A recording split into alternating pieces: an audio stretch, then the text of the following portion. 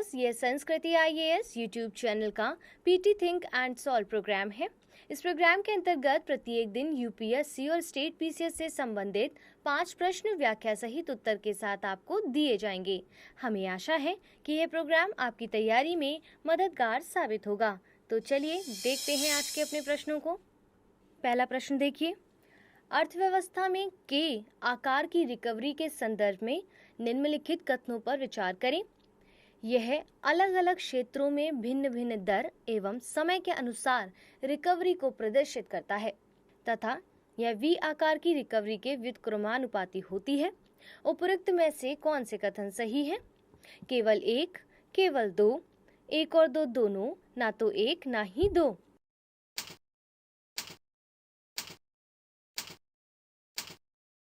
सही उत्तर है option A. व्याख्या को देखते हैं। हाल ही में जेपी मॉर्गन के मुख्य भारतीय अर्थशास्त्री साजिद चिनाई ने कहा है कि कोविड-19 के बाद भारत और दुनिया भर में आर्थिक रिकवरी की संभावनाएं बढ़ रही हैं। साथ ही विभिन्न देशों में अर्थव्यवस्था की रिकवरी के आकार की होगी। कोविड-19 के चलते दुनिया भर की अर्थव्यवस्थाओं के अधिकांश क्षेत्रों में मंदी की स्थिति बनी हुई है। अतः कोविड पश्चात के दौर में विभिन्न अर्थव्यवस्थाओं में एक साथ सभी क्षेत्रों में रिकवरी देखने को मिलेगी। यद्यपि अलग अलग क्षेत्र में रिकवरी की दर तथा समय में अंतर अवश्य होगा। अर्थव्यवस्था में रिकवरी के इस प्रारूप को के आकार की रिकवरी कहते हैं। किसी भी अर्थव्यवस्था में वी आकार की रिकवरी तब देखी जाती है जब तीव्र मंदी के पश्चात तेज रिकवरी देखने को मिलती है। अतः रिकवरी के दोनों प्रारूप भिन्न हैं, न कि व्युत्क्रमानुपाती। इस प्रकार कथन 1 सही है जबकि कथन 2 सही नहीं है और इसका सही उत्तर था ऑप्शन ए। दूसरे प्रश्न को देखिए। हाल ही में टूल किट समाचारों में रहा है। इसका संबंध निम्नलिखित में से किससे है? सोशल मीडिया मंचों से, राजनीतिक दलों से, न्यायिक आदेशों से तथा उपरोक्त सभी।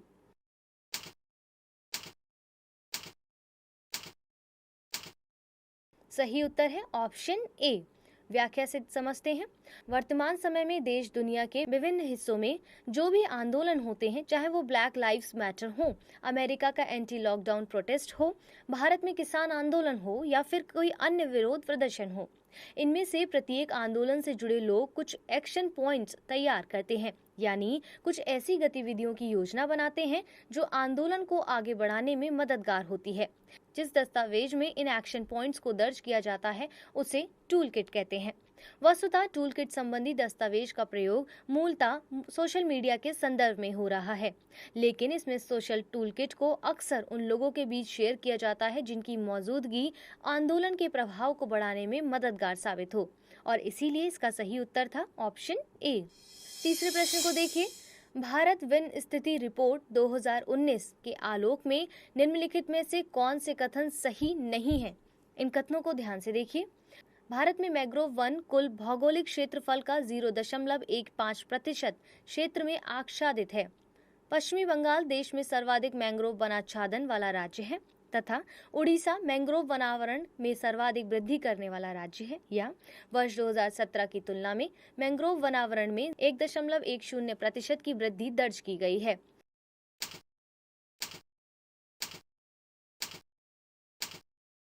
सही उत्तर को जल्दी से चुनिए। Option C. Maharashtra mangrove cell ने मुंबई महानगर क्षेत्र में मलबे तथा भूमि माफियों के कारण नष्ट हो रहे मैंग्रोव आवरण की निगरानी करने के लिए एक ड्रोन तथा सीसीटीवी कैमरा नेटवर्क स्थापित करने की योजना बनाई है। इसके अतिरिक्त consultancy firm Ernst and young द्वारा संवेदनशील क्षेत्रों का सर्वेक्षण भी किया जाएगा। नेट कनेक्ट फाउंडेशन ने मुंबई महानगर क्षेत्र की जैव विविधता में आ रही गिरावट पर ध्यान केंद्रित करने के लिए आज ही कार्य करें, कल बहुत देर हो जाएगी संदेश के साथ एक सोशल मीडिया अभियान मम बायोडायवर्सिटी बचाओ की शुरुआत की है। साथ ही इसने पर्यावरण मंत्रालय से पर्यावरण को बचाने के लिए त्वरित कदम उठाने की अपील की है। भारत वन स्थिति रिपोर्ट 2019 के अनुसार भारत में मैंग्रोव वन कुल 4,975 वर्ग किलोमीटर क्षेत्र में आच्छादित है, जो देश के कुल भौगोलिक क्षेत्रफल का 0.15%। वर्ष 2017 की तुलना में इसमें 1.10% की वृद्धि हुई है। देश में सर्वाधिक मैंग्रोव वन क्रमशः पश्चिम बंगाल, गुजरात, अंडमान निकोबार द्वीप समूह और आंध्र प्रदेश में पाए जाते हैं। क्रमशः गुजरात, महाराष्ट्र और ओडिशा में मैंग्रोव वनावरण में सर्वाधिक वृद्धि दर्ज की गई है और इसीलिए इसका सही उत्तर था ऑप्शन सी। चौथे प्रश्न को ध्यान से देखिए। निम्नलिखित कथनों पर विचार कर सही उत्तर का चयन कीजिए। कथन ए, जीरो शेडो डे के दौरान किसी वस्तु या प्राणी की कोई छाया नहीं दिखाई देती है। कारण आर, यह घटना सूर्य के कर्क तथा मकर रेखा के मध्य आकाश में अपने उच्चतम बिंदु पर होने के कारण गठित होती है। ए गलत है तथा आर सही है। ए और आर दोनों सही हैं तथा आर ए का सही कारण है। ए और आर दोनों सही है किंतु आर ए का सही कारण नहीं है। ए तथा आर दोनों गलत हैं।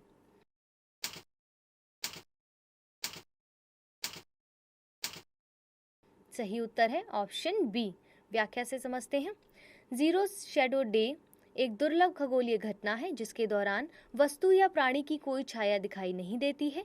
यह घटना वर्ष में 2 बार सूर्य के कर्क तथा मकर रेखा के मध्य आकाश में अपने उच्चतम बिंदु पर होने के कारण गठित होती है। सूर्य ठीक ऊपर होने के कारण प्राणियों या वस्तुओं की छाया नहीं बन पाती है।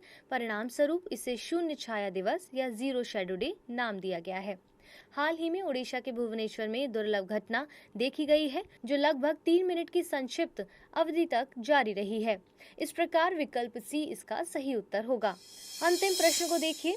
पेंशन निधि नियामक एवं विकास प्राधिकरण के संदर्भ में निम्नलिखित कथनों पर विचार करें। यह एक गैर वैधानिक प्राधिकरण है तथा यह राष्ट्रीय पेंशन प्रणाली निधि को प्रोत्साहित, विकसित और विनियमित करता है। उपयुक्त में से कौन से कथन सही है?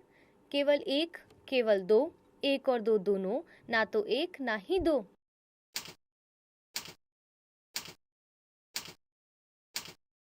सही उत्तर को चुनिए। Option B. इसकी व्याख्या को ध्यान से देखिए और समझते हैं। पेंशन निधि नियामक एवं विकास प्राधिकरण अधिनियम को 19 सितंबर 2013 को अधिसूचित और 1 फरवरी 2014 को लागू किया गया था। इस प्रकार यह संसद द्वारा स्थापित किया गया वैधानिक प्राधिकरण है। PFRDA केंद्र सरकार या राज्य सरकारों, निजी संगठनों या संगठनों तथा असंगठित क्षेत्र के कर्मचारियों की वृद्धावस्था आय आवश्यकताओं को सतत आधार पर पूरा करने के लिए राष्ट्रीय पेंशन प्रणाली नामक संगठित पेंशन निधि को प्रोत्साहित, विकसित और विनियमित करता है। विदित है कि भारत सरकार द्वारा अंशदान पेंशन प्रणाली को 22 दिसंबर 2003 को अधिसूचित किया गया था, जो 1 जनवरी 2004 से लागू हुई है। वर्तमान में इसे राष्ट्रीय पेंशन प्रणाली के नाम से भी जाना जाता है। पेंशन निधि नियामक एवं विकास प्राधिकरण का एसेट अंडर मैनेजमेंट 6 ट्रिलियन रुपए तक पहुंचाया गया है। यह नेशनल पेंशन सिस्टम और अटल पेंशन योजना खाताधारकों के कारण हुआ है। इस प्रकार कथन 1 गलत है जबकि कथन 2 सही है और इसीलिए इसका सही उत्तर है ऑप्शन बी।